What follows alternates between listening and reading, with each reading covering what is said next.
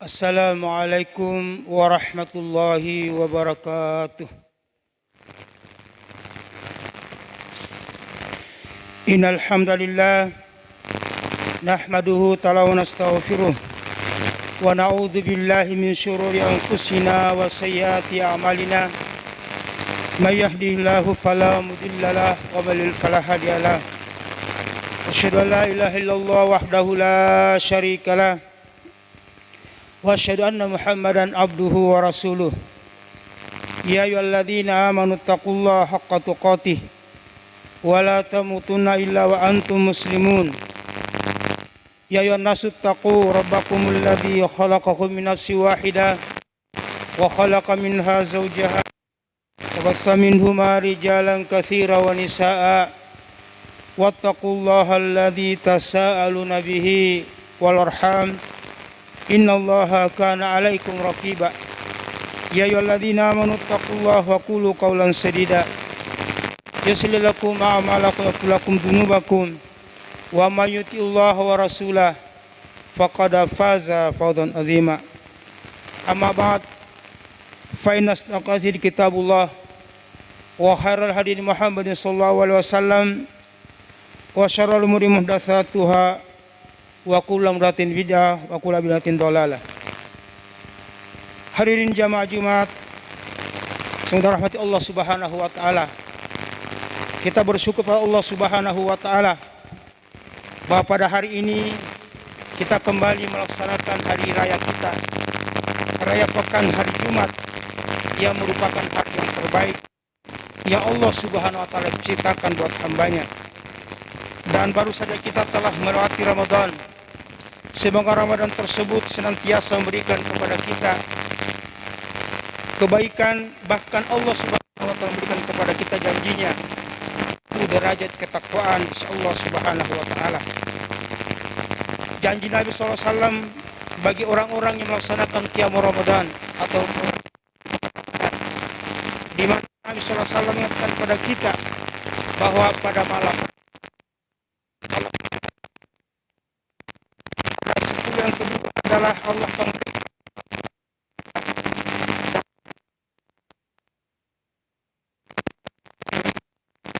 memasukkan kita ke dalam surga.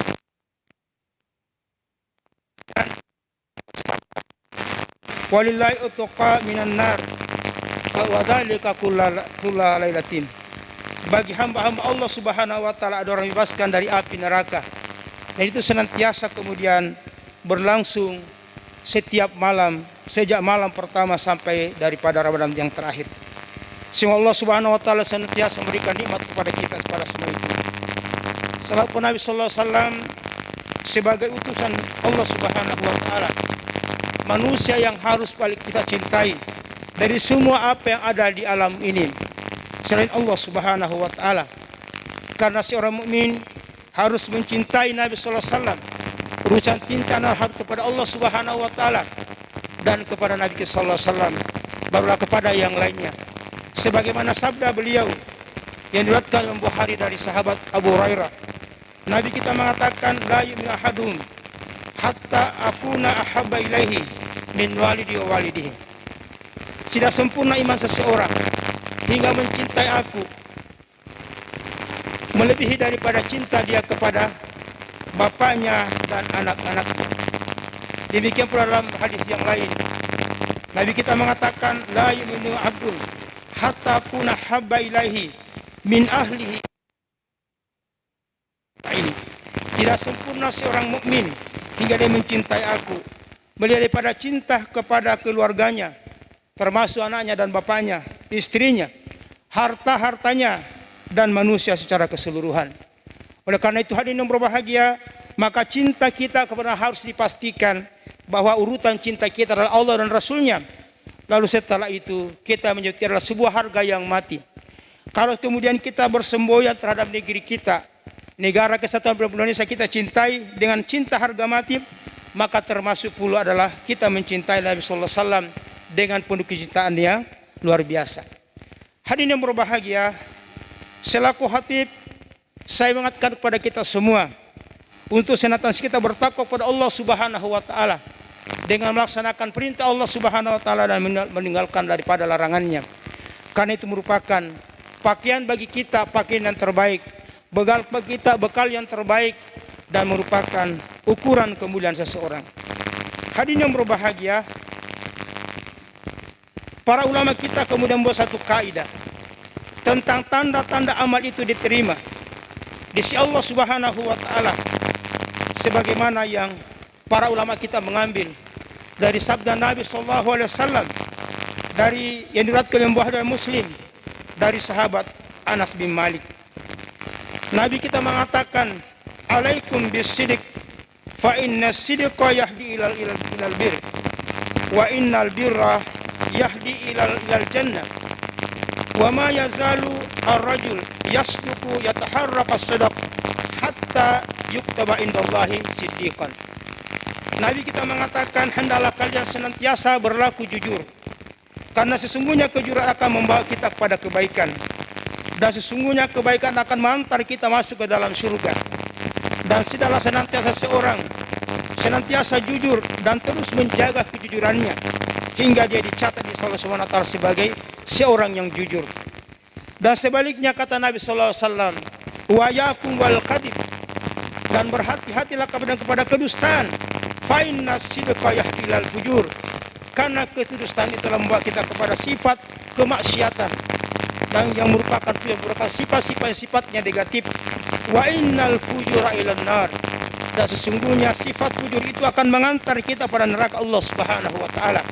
Wa ma yazalur rajul yuqibu yataharrakal kadhib hatta yuktibu indallahi kadzaban, dan tidaklah seseorang senantiasa jujur, senantiasa berbuat kedustaan dan membiasakan kedustaan dan melegalkan dalam dirinya sehingga Allah SWT mencatatnya sebagai orang yang dusta di sisi Allah Subhanahu wa taala. Hadirin yang berbahagia, kaidah yang sangat agung ini akan mengantarkan kepada kita bahwa sebuah kebaikan akan membawa kebaikan berikutnya. Sebaliknya, sebuah keburukan akan melahirkan keburukan berikutnya. Oleh karena itu hadirin yang berbahagia, maka demikianlah perkataan yang disebutkan tadi. Lalu kemudian salah seorang sahabat yang bernama Abdullah bin Abbas, sepupu Nabi SAW, yang merupakan anak paman dari Abbas, beliau mengomentari dari ayat ini, hadis ini, dia mengatakan, innalil hasanati lanuran fi qalbi, sesungguhnya kebaikan itu adalah merupakan cahaya dalam hati. Wadiyaul fi wajhi, dan memancarkan daripada cahaya pada wajah kita. Wa quwwati fil badan, dan menguatkan daripada fisik kita. Wasatan fil rizki, dan menguatkan daripada rizki. Wa muhabbatun fil qalbil khalq, dan akan menjadi sebab kecintaan manusia kepada orang yang jujur tersebut. Kemudian beliau mengatakan sebaliknya, wali saya, ada punya namanya keburukan itu, la zulmatun fi qalbi, akan menyiapkan hati kita akan menjadi gelap. Sawadun fil wajah akan menjadi gelap. Wa mahwatun fi badan, dan melemahkan badan. Wa bu'datu fil halqin nas, dan manusia kemudian membenci orang tersebut. Hadirin yang berbahagia, ucapan ini sangat luar biasa, menjadi perenungan bagi kita semua bahwa kebaikan akan mengantarkan hati kita bercahaya dan fisik kita akan kuat. Sehingga dengan demikian, kalau kita korelasikan dengan cahaya di hati dan kekuatan fisik, akan semakin jelas bahwa demikianlah seseorang akan melaksanakan kebaikan karena mereka telah selatan daripada kejujuran tersebut. Oleh karena itu hadirin yang berbahagia, kita butuh daripada kekuatan jiwa dan kekuatan hati. Oleh karena itu hadirin berbahagia, Nabi SAW kemudian menyebutkan bahwa seorang yang beriman dan kuat, dia lebih bagus daripada orang yang beriman tapi dia lemah. Demikian hadirin yang berbahagia, Allah Subhanahu wa taala menyebutkan tentang orang-orang tersebut dalam Al-Qur'an. Di antaranya adalah pujian daripada Nabi Syuaib kepada Nabi Musa alaihissalam. Inna hadamatirjatanin al-qayyul amin. Sesungguhnya jika kamu ingin mencari seorang pembantu, seorang pekerja, seorang pegawai, adalah orang yang kuat fisiknya dan orang-orang yang jujur. Demikian pula hadirin yang berbahagia, Jalut yang kemudian mengalahkan Talut. Maka kemudian Talut mengatakan Jalut tidak pantas menjadi pemimpin karena dia adalah orang yang lemah ekonomi. Maka Allah mengatakan Jalut yang lebih pantas karena dia adalah orang yang memiliki ilmu dan kekuatan fisik. Hadirin yang berbahagia, demikian pula disebutkan oleh Nabi Yusuf alaihissalam. Nabi Yusuf adalah orang yang amanah dan kuat dari secara fisik. Oleh karena itu yang berbahagia, maka kekuatan jiwa dan kekuatan fisik adalah dua hal yang saling terkait. Oleh karena itu yang berbahagia, setelah kita melaksanakan Ramadan, dan tentu saja kita telah membina diri kita dengan berbagai macam kebaikan, dan kita telah membiasakan kebaikan dengan berbagai macam kebaikan, maka hadirin yang berbahagia, untuk mengetahui indikator bahwa amal kita di sisi Allah Subhanahu wa taala diterima, maka perlu kita kemudian mencari daripada tentang apa yang disebutkan tadi, bahwa kebaikan yang telah kita laksanakan di bulan Ramadan akan senantiasa kontinu dan kemudian bersambung setelah Ramadan. Hadirin yang berbahagia, oleh karena itu mari kita sekarang mengecek masing-masing amal-amal yang telah kita kerjakan di masa-masa yang lalu. Misalnya sholat berjamaah misalnya di masjid, apakah kita masih senantiasa ke masjid sekarang atau tidak?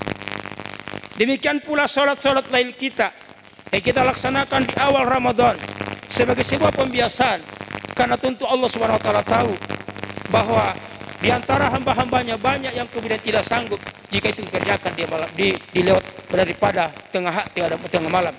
Maka Allah Subhanahu wa taala kemudian lewat lisan nabinya mengubah dengan mengawalkan daripada sholat lail tersebut yang kita sebut dengan sholat tarawih. Sholat tarawih dari kata ya taruhiyah raha adalah istirahat. Setelah kita melaksanakan sholat kita istirahat. Setelah kita beribadah kita istirahat. Mengapa hadirin yang berbahagia disunahkan dilaksanakan di awal malam? Karena tentu Allah tahu betapa lemahnya diri kita semua, sehingga kemudian Allah mensyariatkan kepada kita untuk kerjakan di awal malam. Demikian misalnya sholat yang dilaksanakan Nabi SAW, awalnya menjadi wajib di tengah malam, karena kemudian kelemahan diri kita, maka Allah Subhanahu wa taala kemudian menurunkan dari wajib menjadi sunnah. Oleh karena itu berbahagia, maka selanjutnya mari kita kemudian terus melihat daripada ibadah-ibadah kita, apakah kita continue melaksanakan ibadah selama Ramadan atau tidak. Aku yang Ghafurur Rahim.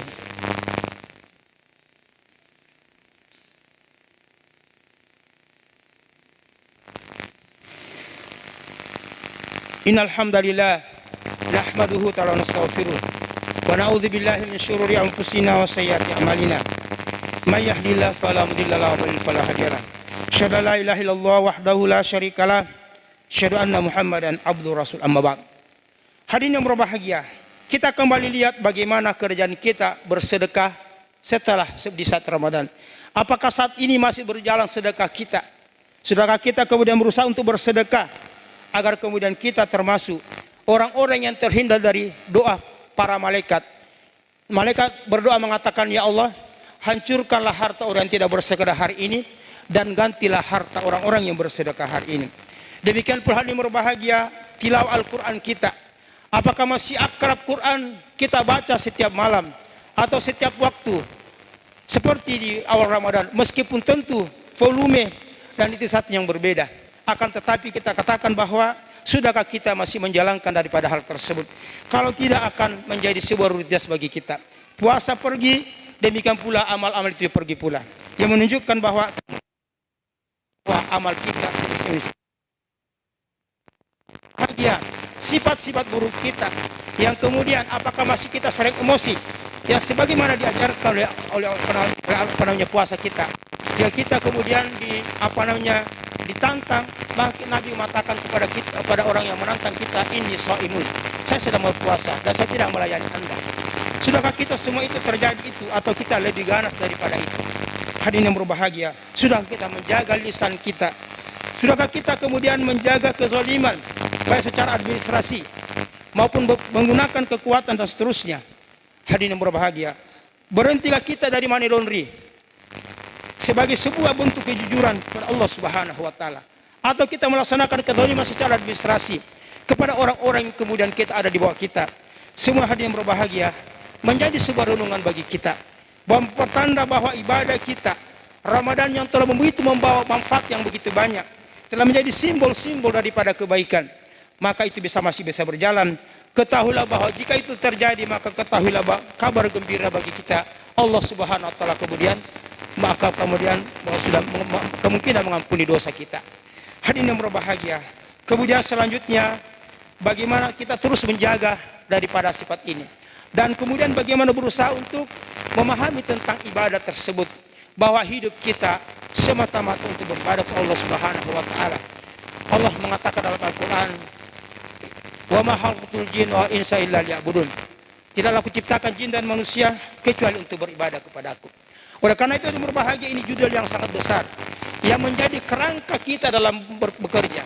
Kerangka kita mengawali semua aktivitas kita, bahwa semua ibadah, semua yang kita kerjakan adalah ibadah kepada Allah Subhanahu wa taala dalam bentuk dua perintah dan larangan. Hadirin yang berbahagia, bekerja di kantor, bagaimana kita senantiasa berusaha untuk mengatakan ini merupakan bagian ibadah.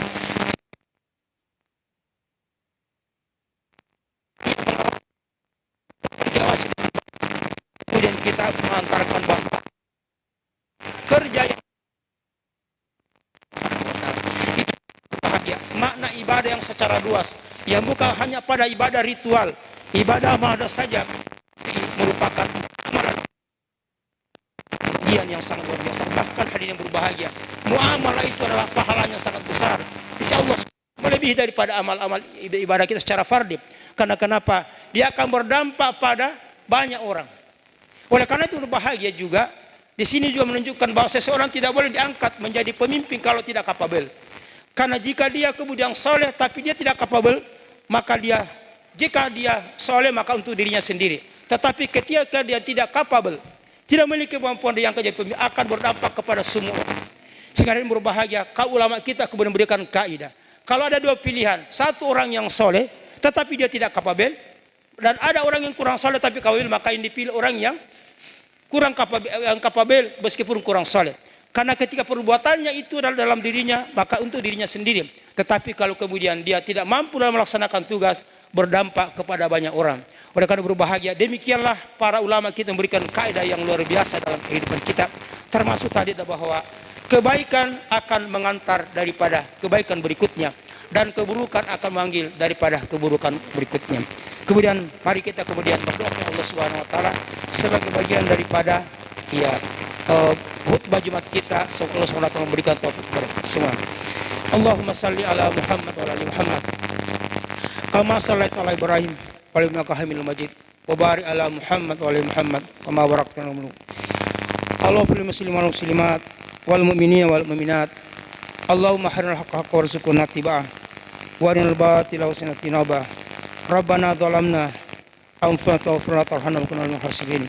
Allahumma rabbana atina fid dunya hasanah wa fil akhirati adzabannar. Subhana rabbika rabbil izzati amma yasifun wa salamun alal mursalin walhamdulillahi rabbil alamin. Aqimis shalah.